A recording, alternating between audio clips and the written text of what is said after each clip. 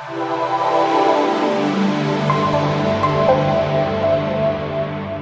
right, ninjas, we're still showing some Ezekiel chokes here.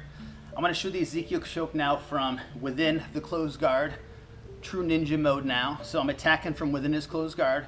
So when you make those attacks from a non-dominant position, you first have to be aware of the risk. So the risk in his guard right now is being either submitted or swept.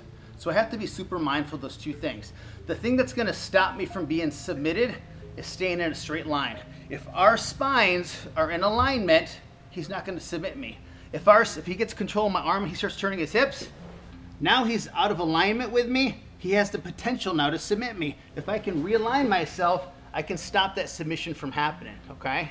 So it's always about maintaining alignment and then also controlling my base so that my body's never off balance where I'm gonna get swept. Okay, so now that I know that I don't wanna get swept, I don't wanna get submitted, now I'm gonna try a submission from within his guard. So to go to the Ezekiel from the guard, I gotta get up to my feet and I gotta dive my left arm behind his neck. So the first thing I'm gonna do is go right here and get up on my feet. And notice how my head drives up against his head here. I wanna control all of this space here. And then immediately I'm gonna pull my sleeve up as I drive that head, temple to temple pressure. My right hand is gonna slide up under his chin. And then I'm gonna flip it over from here. And as I start to squeeze, I'm gonna drop my knees back down and squeeze right from here. Now what he's gonna do is he's gonna freak out and try to armbar me. When he turns his hip, every time he turns them, I'm gonna line myself back up again. Every time he turns his hips, I'm gonna line up. If I need additional pressure here, I take my head and I drive it into my hand as I squeeze.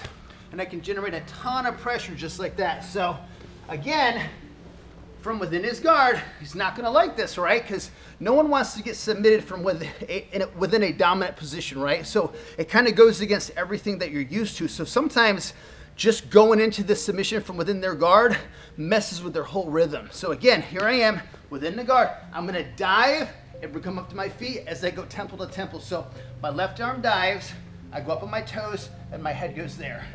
Boom, just like that. See how I base and get myself steady?